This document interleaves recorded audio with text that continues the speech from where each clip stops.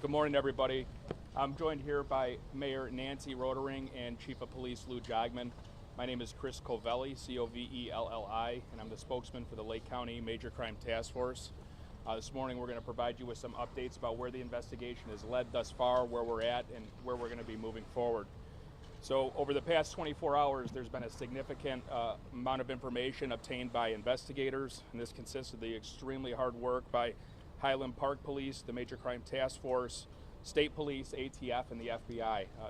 Everybody has been collaborating very well to further this investigation. The community has been absolutely terrific as it comes to reporting information that they have, things they may have witnessed, things they may have seen, turning over video that has really helped us further the investigation and aid investigators. One point I just want to clarify is Robert Crimo III, he's 21. He'll be 22 in September of this year, and he's a resident of Highwood. So throughout the past 24 hours, investigators have spoken with numerous witnesses, some of the survivors. They've had the opportunity to review numerous video clips, both from cell phone video recordings and fixed cameras in the area, and they've conducted a number of other follow-up investigations. And based on where we're at this point in the investigation, and some of this is still preliminary, so is subject to change as we keep moving forward, but we do believe Crimo pre-planned this attack for several weeks. He brought a high-powered rifle to this parade. He accessed the roof of a business via a fire escape ladder and began opening fire on the innocent Independence Day celebration goers. The rifle was purchased in Illinois, and the information we have thus far is that it appears to have been purchased legally by Crimo. During the attack, Crimo was dressed in women's clothing, and investigators do believe he did this to conceal his facial tattoos and his identity and help him during the escape with the other people who were fleeing the chaos. During the attack, we believe that Crimo fired more than 70 rounds from this rifle into the crowd of innocent people. Following the attack, Crimo exited the roof, he dropped his rifle, and he blended in with the crowd, and he escaped. He walked to his mother's home, who lived in the area, and he blended right in with everybody else as they were running around, almost as he was an innocent spectator as well. He borrowed his mother's vehicle. We issued an alert yesterday afternoon. Chief Jogman provided the vehicle information and Crimo's information. We're very thankful that an alert member of the community saw Crimo's vehicle traveling southbound on Route 41, dialed 911.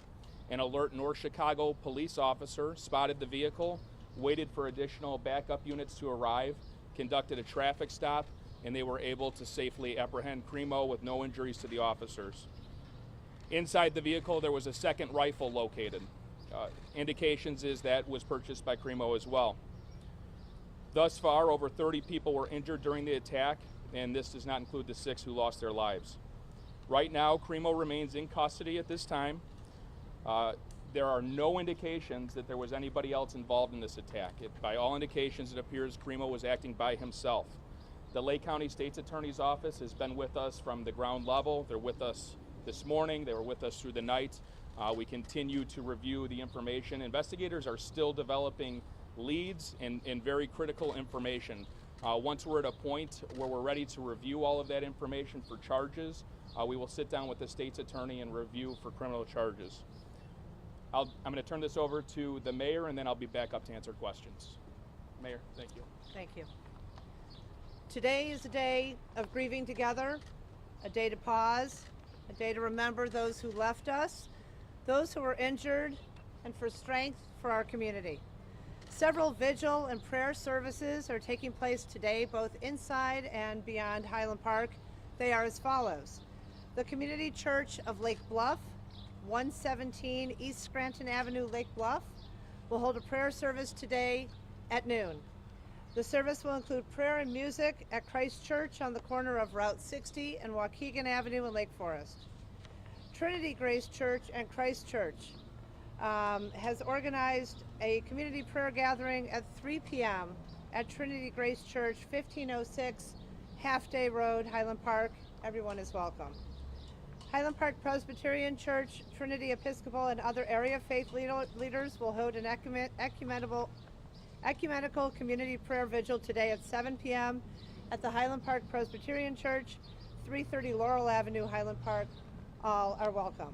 Today, Highland Park High School, located at 433 Vine Avenue, in conjunction with community partners, is hosting crisis counseling until 2 p.m. and is open to everyone.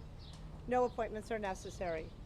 Additionally, a family assistance center will open tomorrow, July 6th at noon, to provide support services and crisis assistance to those who were directly impacted at the parade. The location and hours of operations are pending. We'll get that information to the community as soon as we have it. Please go to the city website for more information. The Highland Park Police Department, the American Red Cross, and the FBI Victim Services Response Team are assisting with additional partners. The teams will engage with victims and families to assess their immediate needs and provide crisis intervention and other forms of emergency assistance. Anyone who is a victim of the incident and is in need of support can call 800-CALL-FBI. I know what a generous community we are a part of. We are overwhelmed with the amount of support offered not only from those in Highland Park, but the surrounding region and throughout the nation. Thank you. For those who are looking to donate to victims and in support of the community, we ask that you be mindful of potential scams on GoFundMe and other fundraising avenues. This afternoon, we'll share additional information on the city's website regarding how to donate to the victims, survivors, and those who support the community. For all who have reached out with offers of equipment, food, and professional services, we thank you. Thank you all for coming out today. I'll now turn the mic back to Deputy Chief Cavelli. Thanks, Mayor. Any questions? Yes, can you tell us, Justin, can you tell us about the motivation? Is the suspect cooperating, answering questions, and what more are you learning about the motivation either from him or from his online person? At this point, we have not developed a motive from him. Investigators are very much furthering the investigation. They have been in discussions with him. I don't have anything to say about motivation thus far because it hasn't been provided. Sir, we've seen disturbing videos online. Were warning signs missed? The question was, there's disturbing videos online that have been seen. We are reviewing those. Those are going to be a part of any investigation efforts by our task force investigators, Highland Park Police. We'll look at them and we'll see what they reveal. Chris, can you give us an idea of where in Illinois did he purchase the weapons? And also, when he went to his mother's house, did he tell her what he had done, or was she unaware? The question was, where did he purchase the weapons, and did he tell his mother what he had done? He purchased the weapons locally, within the region, so the Chicagoland area. When he went to his mother's, we have no indication that he provided any information to her. And did he make, can you give us an idea of how many weapons did he purchase and when what? So he was in possession of the firearm the day of, the rifle. He was in possession of another rifle in his vehicle when he was pulled over by police. He also had other firearms that were recovered from a residence that he was living in Highwood. Those were all in his name? They were in his name. And all legally purchased? They were legally purchased. How many weapons? His level of disguise, right? So how did you guys identify him at this point? I mean, clearly there was a lot of planning. Do you have an idea when he placed himself on the roof? Like, is there a timeline? So we are working on the timeline, and we don't want to come out with inaccurate information on timing. One of the asks that we have is members of the community, if you have any video of this individual that is walking toward the parade, at the parade, potentially on the roof or exiting, to please call 1-800-CALL-FBI. As far as the disguise went, he wore that in an attempt to conceal himself. Do you have pictures of that you can offer? I mean, what did he look like? Or? Potentially, I'll look into that and I'll have to get back to you. Dr. Representative, considering the extensive digital trail, the disturbing videos, the amount of views garnered, was he known to law enforcement beforehand, and if not, why not? I can't get into that right now. There have been some law enforcement contacts, nothing of a violent nature. I can't get into the specifics of the context of it. And how many rifles? Our colleagues at NBC News are reporting that he purchased multiple weapons. Can you give us any details as to the weapons and how many he may have been in possession of? At this time, I know of the 2 rifles, and I know that there were potentially pistols that he had owned as well. Sir, has he made any statements to investigators, and does he have an attorney? I'm not going to go into what he may or may not have said. The investigation is still moving forward. I'll provide that information later on. Did you break down? He targeted anyone specific or was shooting random? shooting appears to be completely random. Did you identify him by chose the material? community because of the high population of Jewish people? I know people are concerned that it was an anti-Semitic attack. We have no information to suggest at this point it was racially motivated by religion, or any other protected status. Chris, with all the videos that appeared on. I believe still in place is an assault rifle ban in Highland Park. Is that correct? Yeah, I don't have information on that right now, but we will get back to you on specifics. Chris, with all the videos of Crimo prior to this, did anyone ever call Highland Park Police or tip off authorities that these were online? No, we were not made aware of these videos. Chris, how did you identify him as a suspect? Through surveillance video or by tracing the gun? So investigators did a really good job. The ATF was phenomenal yesterday. They expedited a trace of the firearm.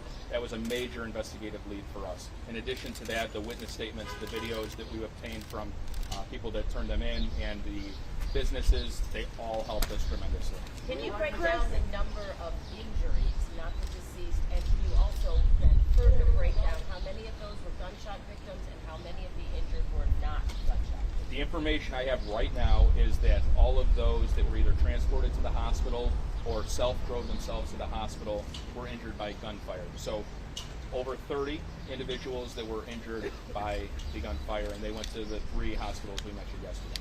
Chris, if he was dressed up as a woman, how were you able to identify so early on that you were looking for a male and the age range? He was identified by a number of, there were police officers that were able to recognize his photo once it was revealed, and that helped So tremendously. Chris, can you help us to understand, when you say you know he was dressed as a woman during the shooting, is that based on photographic evidence or what eyewitnesses have said? And also, can you tell us what type of weapon was used? So it was a high-powered rifle that was used. It was shot high-velocity rounds. Was it an AR-15? It could be similar to an AR-15. It was similar to an AR-15. As far as identifying him with the woman's clothes, he was seen on video camera in the woman's clothes. Video camera played a tremendous role in how we were able to identify him, both leaving initially and as he left. Chris, you say he was in a dress. Was he? Different and bought at separate locations. Did he also have any more to a disguise? Did he have a wig on? Because it was reported that it was a man I'm not with long exactly hair. sure what the woman's attire consisted of. Initially, it was reported that this person had long hair, so a wig isn't out of the question. Chris, can you tell us more about the business where he was? Which roof was he on and how did he get there exactly?